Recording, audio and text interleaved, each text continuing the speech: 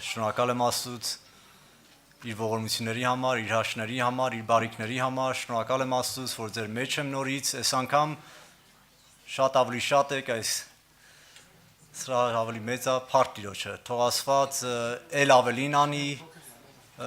զորացնի, շնորհք տա, ողորմություն անի, շնորհակալ եմ Աստծուց Արթուր եղբոր համար, սպասավոր եղբայրների համար, բոլոր ժողովրդի համար, ձեր աղոթների համար, որ մեր մասին մտածում եք, աղոթք եք անում, նաև մենք էլ ձեզ համար ենք աղոթք անում, թող մեր աղոթները ձեր պակասը լրացնեն եւ ձեր աղոթները մեր պակասը լրացնեն եւ այդպես մեկս մյուսի համար հոգս անենք, չնայած թե հեռու ենք, բայց Աստծո հոգին կարող է այդ գործը գործել։ Թող Տերը փառավորվի սիրելի քույր եղբայրներ, շատ բարևներ ունեմ, անուններով կասեմ, բայց այնքան ժողովուրդ է, որ երևի եկեղեցու բոլոր անդամների անունները կասեմ, բայց իմացեք, որ եկեղեցուց բոլոր եղբայրները, քույրերը հատ եկել են, խնդրել են, ասել են բարևի մեր ժողովրդին շատ են կարոտել իրանք շատ են ձեզ կարոտում, շնորհակալ ենք Աստծուց, թող Տերը փառավորվի։ Այո, նաև Գագիկ եղբայրներ խնդրեց Արթուր եղբորը, սպասավոր եղբայրներին ու բոլոր ժողովրդին բարևենք, թող Տերը փառավորվի սիրելի քույր եղբայրներ, ես էլ կփոխանցեմ եկեղեցուն, թող Տերը փառավորվի։ Աստծո օգնությամբ այսօր կուզեմ խոսել Եբրայեցի առաջի գլխից, երբ որ Աստված Մովսեսի հետ խոսում էր սարի վրա, նոր ուխտի արյունով Աստծո ժողովրդի հետ միացավ, Աստծո ժողովուրդը ասեց այո, մենք կանենք ինչ որ պատվիրում ես, եւ դրանից հետո Մովսեսը, Ահարոնը եւ ուրիշ եղբայրներ Աստծո հետ սարի վրա ուտում, խմում, տեսնում են Աստծուն եւ ուտում են եւ խմում են եւ Աստված իրանց չի վնասում։ Դրանից հետո Աստված հատուկ Մովսեսին ու Հեսրոնը կանչում իրան, որ մոտենան, եւ դրանից հետո հատուկ Մովսեսին է կանչում։ Եվ Մովսեսի համար հանձնարարություն ունի։ Ասում է Մովսեսին, որ Մովսես ինչ որ սարի վրա տեսար, այն օրինակը այդպես էլ ժողովրդին փոխանցի, որ ինձ համար ոնց ասած տաճար շինեն։ Բոլոր ներսի բաները, ինչպիսի մատերիալ օգտագործեն, ինչպիսի ձևով, չափսը, ամեն բան, նույնիսկ քահանաները ինչպիսի շոր պետք է հագնեն, ասեց այս սարի վրա օրինակը տեսար, ուզում եմ հիմա դու եւ ժողովուրդը այսպես անեք երկրի վրա։ Եվ մենք աղոթք ենք անում ինչպես երկնքում, նույնպես երկրի վրա։ Եբրայեցիների մեջ տեսնում ենք, որ առաքյալը վարագույրը մի քիչ բաց է անում, մենք տեսնենք երկնքում ինչ է կատարվում։ Մովսեսի միջոցով այդ վարագույրը բացեց, Մովսեսը փոխանցեց ժողովրդին, թե սարի վրա այսպիսի բան կա։ Աստված ցույց տվեց, պետք է մենք շինենք։ Այստեղ վարագույրը նորից բաց է անում եւ մի պահ տեսնում ենք Աստված, Աստծո որդին, Աստծո հրեշտակները եւ Աստված, Հայր Աստված խոսում է որդու մասին եւ հրեշտակների մասին։ Տեսնենք ինչ է խոսում։ Կուզեմ Եբրայեցիս առաջի գլուխ 1-ից 14 խոսքերը կարդանք, 14 խոսքերն ամբողջ գլուխը կկարդանք, բայց որ ամբողջ միտքը տեսնենք։ Եբրայեցիս առաջի գլուխ առաջի խոսքից։ Շատ մասերով եւ շատ կերպերով Աստված առաջուց խոսելով մեր հայրերի հետ մարգարեների ձեռով այս վերջի օրերումը խոսեց մեզ հետ որդովը, որին ամեն բանի ժառանգ դրավ, որով աշխարհն էլ արավ, որ նրա փառքի լույսը լինելով եւ նրա էության նկարագիրը, որ իր զորության խոսքովն ամեն բան կրում է,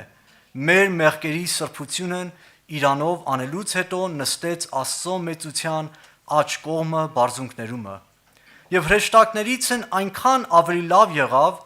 որքան նրանցից ավելի գերազանց անուն ժառանգեց։ Որտև հրեշտակներից որին ասեց երբեք. Իմ որդին ես դու,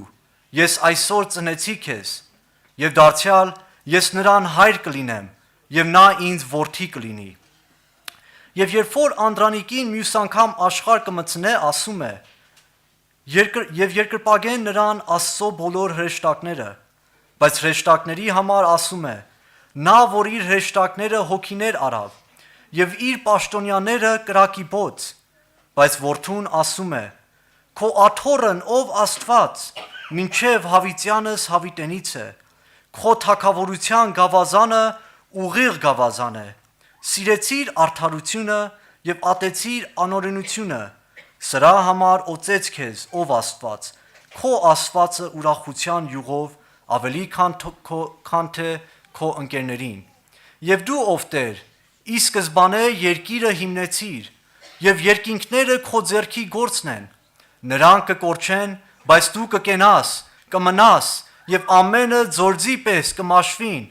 եւ վերարկուի պես կգալարես նրանց եւ կփոխվին, բայց դու նույնն ես, եւ քո տարիները չեն պակասիլ, եւ հրեշտակներից որին ասեց երբեք, իմ աջ կողմը նստիր, մինչև որ քո թշնամիները քո ոտների պատվանդան դնեմ, չէ որ ամենը սպասավոր հոգիներ են, ուղարկված սպասավորություն անելու նրանց համար, որ փրկությունը պիտի ժառանգեն, ամեն։ Այստեղ զարմանալի բաներ է խոսում Աստծո որդու մասին, Հիսուս Քրիստոսի մասին եւ համեմատություն է անում Աստծո որդուն եւ հրեշտակներին եւ պարզ ձևով տարբերում է եւ այս եկեղեցում հավանական է որ սխալ վարդապետություններ են մտնում, սխալ գաղափարներ են մտնում, հրեշտակների պաշտամունքներ են մտնում, հրեշտակներին Հիսուսի հետ էին համեմատում եւ հնարավոր է որ մարդիկ ասում են հրեշտակները արդեն երկնքում ծառայություն են անում, երկրի վրա էլ ղևտացիները ծառայություն են անում, երկնքում Աստծո կամքն է կատարվում, երկրի վրա ղևտացիները, քահանաները, քահանապետները Մովսեսի օրենքի համեմատ ծառայություն են անում։ Հիսուսը էլ ինչ պետք ունի, ինչ առավելություն կա Հիսուսի մեջ, որ այս մյուս ծառայողները չեն կատարում։ Որն է այն ծառայությունը, որ Հիսուսը կատարեց, որը ոչ հրեշտակները կարողացան կատարել, ոչ էլ երկրի վրա քահանաները, ոչ երկնքում կարողացան այն հրեշտակները, քերոբենները, սպասավորները այն գործը գործեն, որը Հիսուսը գործեց, ոչ էլ երկրի վրա այն մարդիկ, որ Աստված ստեղծեց իր կամքը կատարելու, իր գործը գործելու համար։ Որն էր դա։ Եթե մեկը ինձ կամ ձեզ հարցներ, Հիսուսը ինչպիսի ձևով է ավելին, քան թե հրեշտակները, ես կարծում եմ, իհարկե նման բաներ շատ գեղեցիկ ձևով այստեղ ներկայացնում, բայց նման բաներ որոշ չափով կասեի։ Հիսուս ավելի զորավոր է, Հիսուս Աստված է,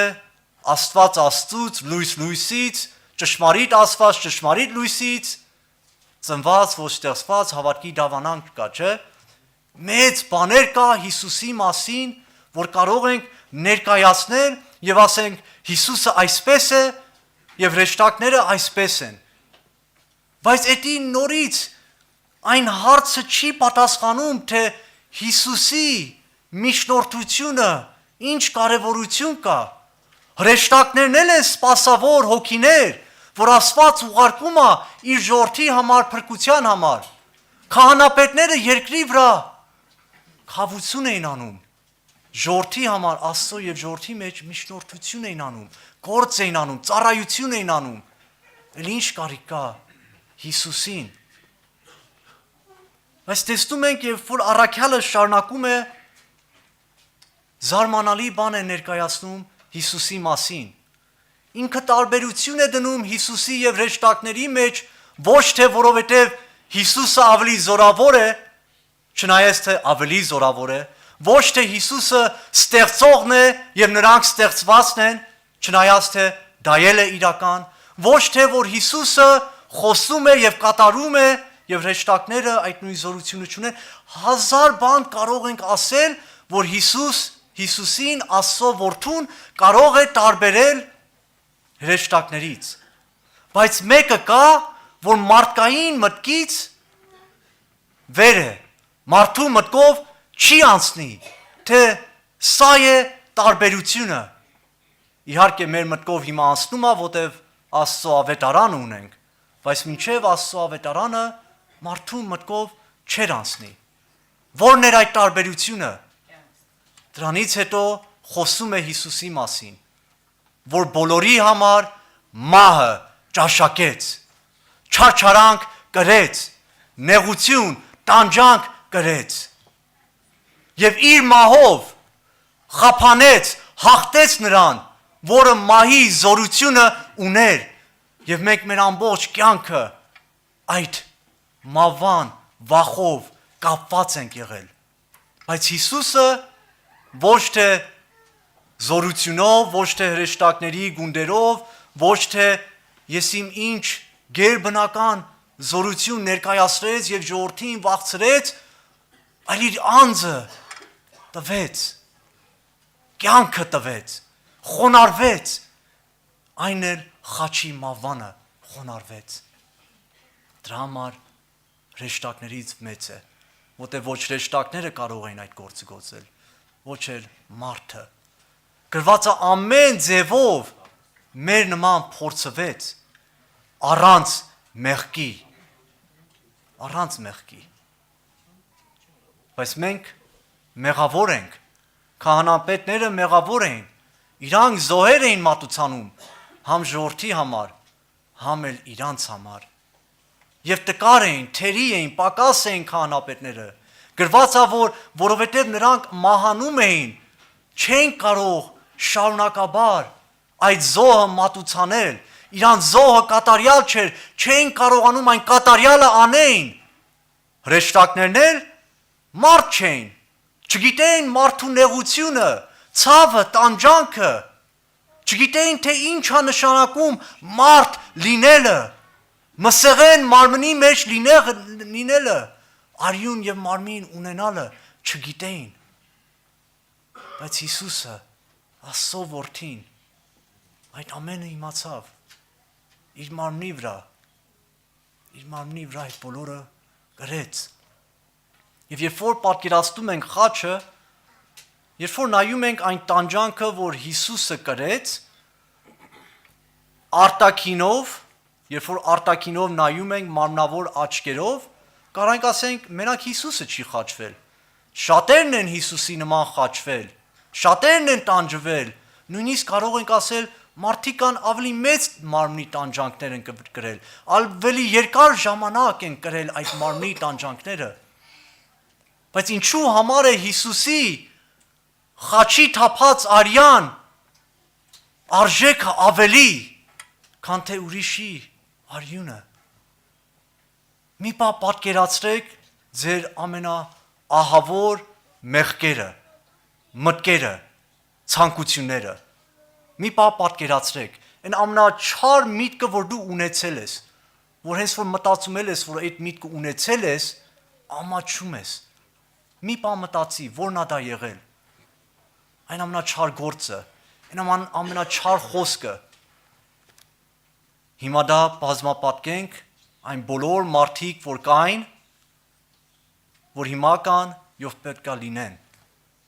Այն բոլոր չարությունները, այն խավար գործերը,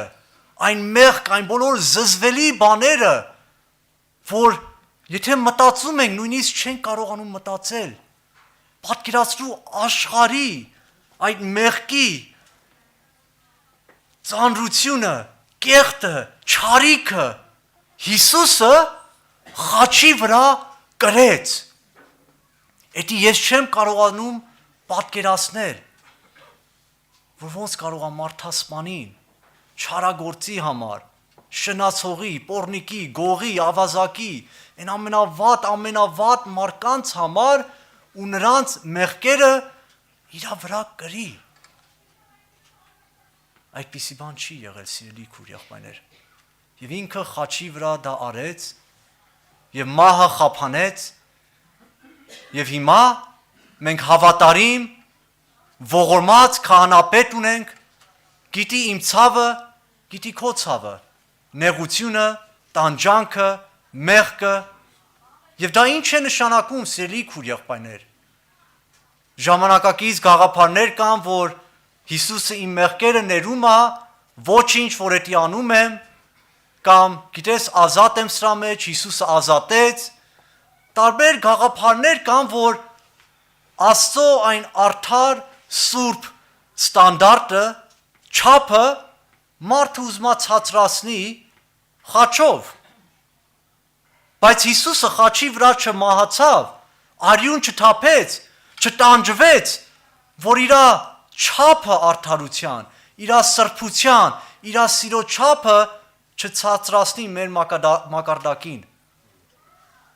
Հիսուսը արյուն չթափեց, որ մենք Աստծուն մեզ նմանացնենք, դա կոչվում է կռապաշտություն։ Հիսուսը մահացավ, մեզ կյանք տվեց, զորություն տվեց, մաքրեց, սրբեց, արդարացրեց, իր հոգիով լեցրեց մեզ, որ մենք կարողանանք այն սուրբ կյանքը, այն մաքուր կյանքը, այն արդար կյանքը, որ Աստծո խոսքը պահանջում է, կարող ենք ապրել այդ կյանքը Աստծո օգնությամբ, Աստծո ողորմությամբ։ Եվ դրա համար սիրելի քույր եղբայրներ, խաչի արժեքը չեժանացնենք մեր մակարդակներով, մեր չափերով, մեր սահմաններով, խաչի արժեքը չցածրացնենք։ Մեծ արժեք ունի, մեծ գին է։ Մենք չցածրացնենք այդ խաչը, ասենք, սիրուն ձևացնենք, խաչը իմ պատկերով ձևացնեմ, այլ թող խաչը իմ կյանքը ձևի, իմ կյանքը խաչաձև թող դառնա, սիրելի քույր եղբայրներ, որ ինչպես Հիսուսը ապրեց, ես էլ հետևեմ իր հետքերին։ Թող Աստված օգնի, թող Աստված զորացնի, թող Աստված շնորհ տա, սիրելի քույր եղբայրներ, եւ դրա համար ինքը կենթանի է եւ կարողանում է բարեխոսել։ Ես ձեզ համար ինչքան էլ աղոտ կանեմ, դա մի փոքր տոկոսն է, տոկոսի, ես իմ սենց շատ սենց չնչին, որ Աստված մեզ մասնակից է անում իր գործին, բայց գրված է Հիսուսը երկնքում հոր աջ կողքը նստած բարեխոս է լինում մեզ համար։ Գիշեր, ցերեկ բարեխոս է լինում, եւ Հիսուսը մեր նման չի, որ հոգնի, քնի, կամ այսօր լավ չեմ զգում, այսօր հիվանդ եմ, այսօր նեղված եմ, այսօր ջղայնացած եմ, այսօր մեղ գործեցի։ Հիսուսը չի դադարում իր գործը մեր համար։ Շարունակում է։ Եվ դրա համար երկնքում ունենք բարեխոս Հիսուս Քրիստոսին, երկրի վրա էլ Սուրբ Հոգին մեր մեջ բարեխոսում է։ Ինչպես երկնքում, նույնպես երկրի վրա թող լինի։ Թող չեժանացնենք այն ինչ որ երկնքում է կատարվում, թող չձևացնենք, չնմանացնենք մեր պատկերին, այլ ինչքանով որ կարողանանք մեր անձերը Աստծո հոգիով սանձենք, կրթենք, դաստիարակենք, Աստծո հոգին այդ գործը մեր մեջ գործի, որ այն պատկերը, որ երկնքում կա, այսինքն Հիսուս Քրիստոսը, ամեն օր նմանվենք մեր Տիրոջը, չեժանացնենք մեր Տիրոջ գործը, սիրելի քույր եղբայրներ, շատ մեծ գործ արել, նրան չցածրացնենք մեր մակարդակին, մենք բարձրանանք Աստծո հոգով